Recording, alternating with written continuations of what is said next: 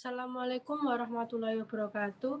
Di sini saya Leni Wulandari akan mempresentasikan hasil pengerjaan saya, yaitu yang berjudul pengaruh geomorfologi, geohidrologi, dan juga geodinamika di Gunung Kelut, Kabupaten Kediri.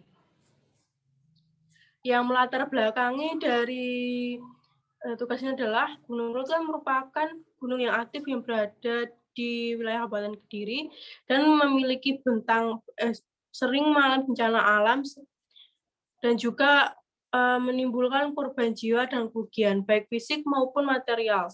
Nah, menurut sejarah, letusan Gunung Kelut tahun 986 merupakan letusan yang paling banyak menelan korban jiwa, yaitu sekitar 10.000 orang meninggal dunia, dan juga ada pun beberapa letusan akhir seperti pada tahun 1901, 1919, 1951, 1990, dan juga 2007.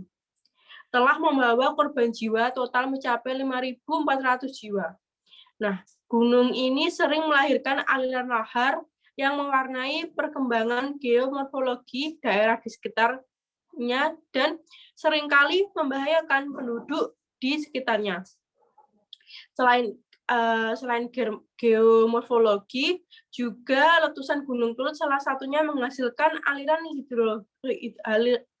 hidrologi, yaitu berupa lahar dan lava yang dapat memberikan ancaman tinggi bagi masyarakat sekitar. Apa pengaruhnya? Yaitu di sini kita akan menjelaskan 3 pengertian dari geomorfologi, geohidrologi, dan juga geodinamika. Nah, geomorfologi sendiri yaitu merupakan proses yang sangat dipengaruhi oleh tenaga pembentuk permukaan bumi, di mana itu berupa tenaga eksogen, yaitu air, angin, glaser, maupun intervensi manusia, yaitu adalah aktivitas dari manusia sendiri. Nah, maupun tenaga endogen juga ada seperti tektonik dan juga vulkanik. Nah, setiap tenaga akan menimbulkan pengaruh yang berbeda terhadap lahan yang terbentuk yang terbentuk adanya pengaruh fisik alam dan juga sosial ekonomi masyarakat. Geohidrologi sendiri yaitu merupakan penyebaran dan pergerakan air tanah, dalam tanah, dan juga batuan di kerak bumi, umumnya adalah ekuivaler. Nah, di mana itu merupakan sangat berpengaruh terhadap geohidrologi. Nah, geohidrologi sering digunakan secara bertukaran. Nah, beberapa kalangan membuat sedikit perbedaan antara seorang ahli hidrogeologi atau ahli rekayasa yang mengabadikan dirinya dalam geologi geohidrologi dan ahli mengabadikan dirinya dalam geologi geohidrologi dan ahli geologi yang mengabadikan dirinya adalah hidrologi sendiri. Untuk geodinamika yaitu memiliki peran dalam menjelaskan sejarah pembentukan bumi, perubahan dan penciptaan kembali dari suatu benua dan lautan. Pembentukan geologis suatu wilayah, gugusan, pegunungan, dan juga lembah sungai, dan penelitian tentang cadangan hidrokarbon dan semua mineral yang terkandung di dalam bumi, serta geodinamika juga bertujuan menjelaskan secara konseptual tentang proses pembentukan tektonik. Kombinasi penjelasan panas dan mekanis bumi mampu memberikan perubahan terhadap permukaan bumi. Dalam pembahasan ini akan menjelaskan dari 3 aspek tersebut di dalam pada Gunung Kelut, Kabupaten Kediri. Nah, selanjutnya ini adalah merupakan awal latar belakang dari perubahan geomorfologi. Berikut merupakan di sebelah kanan adalah peta dari Kabupaten Kediri. Nah, mengingat besarnya dampak aktivitas Gunung Kelut, seperti tersebut di atas, maka pemetaan dalam bahaya dan resiko vulkanik menjadi suatu hal yang sangat penting dilakukan bila perlu sampai pada skala kecamatan. Nah, sehingga dapat diketahui sesegera mungkin objek-objek apa yang dan juga infrastruktur apa yang sangat beresiko dan berbahaya bagi masyarakat yang berada di Kabupaten Kediri sendiri.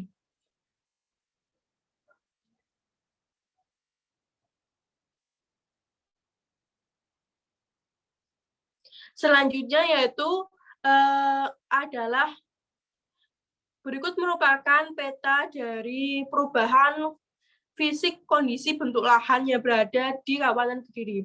Yang gambar sebelah kiri merupakan gambar interpretasi citra penggunaan lahan di tahun 2012, di mana di Kabupaten Kediri masih memiliki 10 jenis penggunaan lahan sesuai pada gambar tersebut. Nah, namun setelah dalam kurun waktu 2017 mengalami perubahan sehingga bentuk lahan berubah menjadi 16 bentuk lahan.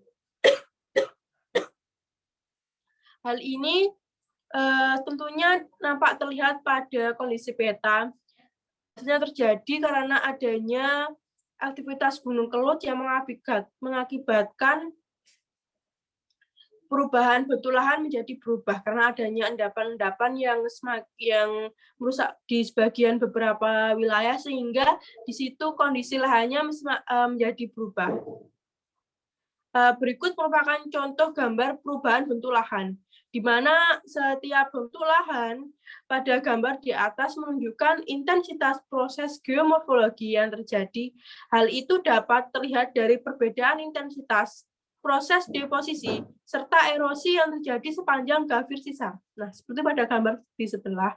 Nah, proses tersebut akan sangat tergantung pada kondisi geografis wilayah apabila wilayah tersebut berada pada zona vulkanik. Nah, pada zona vulkanik sendiri terhadap ada dua, yaitu quarter dan juga subduksi. Maka proses endogen akan lebih mendominasi. Nah, di sini adanya aktivitas vulkanik tersebut mengakibatkan beberapa bentuk lahan menjadi berubah dan juga ada yang mengalami perubahan akibat adanya erosi yang terjadi pada lahan.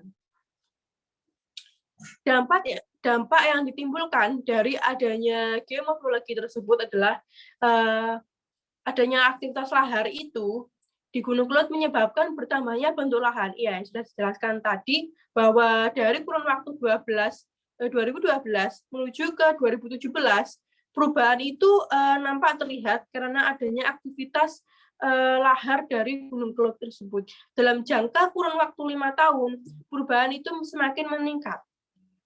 Nah, kejadian lahan itu nampak ada beberapa lahan yang bisa dikatakan itu seperti kayak lumpur yang dapat mengakibatkan itu bergerak sehingga kalau kita menginjak nampak terlihat itu tenang. Tapi ketika kita menginjak, kita akan terbawa masuk karena itu termasuk endapan yang mampu menarik manusia, bisa saja dikatakan lumpur hidup artinya. Selanjutnya ada juga yang kedua, yaitu aliran dari lahar akan menyebabkan das daerah aliran itu ya menjadi bahaya karena lembah-lembah sungai yang terdapat endapan mengalir aliran das menjadi kering. Nah, karena adanya endapan itu menyebabkan kedangkalan pada suatu sungai. Nah, sehingga dalam kurun waktu beberapa tahun menyebabkan kedangkalan itu semakin meningkat dan semakin meningkat sehingga aliran sungai debitnya semakin menurun dan semakin lama akan menyebabkan kekeringan. Nah, hal ini selain itu juga pada adanya aliran lahar ini juga membawa partikel-partikel yang akan membahayakan masyarakat maupun hewan-hewan yang sedang menggunakan air tersebut. Nah, dampak dari ini sangat berbahaya bagi masyarakat maupun makhluk hidup yang berada di sekitarnya.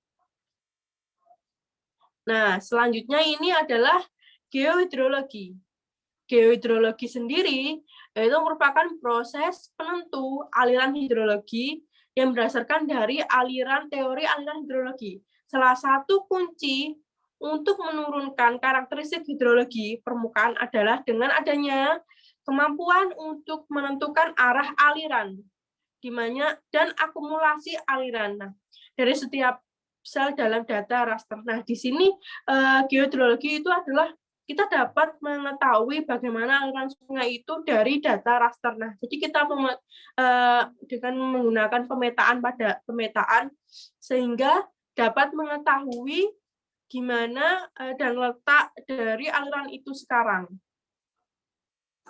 Nah, dalam studi kasus ini juga tetap berada di daerah Gunung Kelud, di mana seperti tadi dari kurun waktu 2010 atau 2012 ya terjadi perubahan 8 kelas yang terdampak pada aliran hidrologi, yaitu seperti alang-alang, semak belukar, hutan, perkebunan, permukiman, sawah, dan juga ladang. Selain itu, sungai juga berdampak di beberapa tutupan lahan juga, seperti pada data berikut. Nah, ini merupakan gambaran perubahan dari aliran hidrologi. Di tahun 2010, nampak tak terlalu terlihat, namun di 2012 juga ada sedikit perubahan pergeseran dari aliran sungai. Nah, di tahun berikutnya, selanjutnya pada peta berikutnya, yaitu nampak terlihat jelas bahwa adanya perubahan aliran yang berada di kuning-kuning itu merupakan lebar perubahan dari perkiraan perubahan dari aliran hidrologi tersebut. Karena adanya aktivitas Gunung Kelud yang menyebabkan lahar-lahar mengalir di daerah aliran sungai, sehingga hidrologi yang ada awalnya di tempat A, jadi berpindah menjadi tempat C ataupun D. Namun dalam kurun waktu terus bertambah terus, maka aliran itu bisa saja bergeser karena adanya aktivitas dari pergerakan Gunung Kelud sendiri. Nah, dari perubahan tersebut diperkirakan angka perubahan seperti di bagian timur sebesar 20%. Nah, untuk di bagian tenggara sebesar 15%, dan selatan sebesar 10%, dan untuk bagian barat sendiri merupakan bagian yang lumayan untuk sangat signifikan sebesar 35%, dan juga di bagian utara hanya sebesar 20%.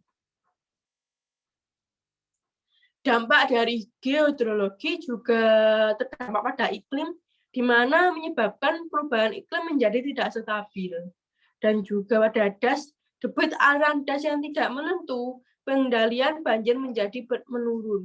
Nah, yang ketiga yaitu curah hujan, di mana kecenderungan curah hujan semakin tinggi. Nah, yang untuk nomor 4 yaitu banyaknya bencana hidrologi. Nah, sehingga meningkatkan badai dan juga cuaca ekstrim.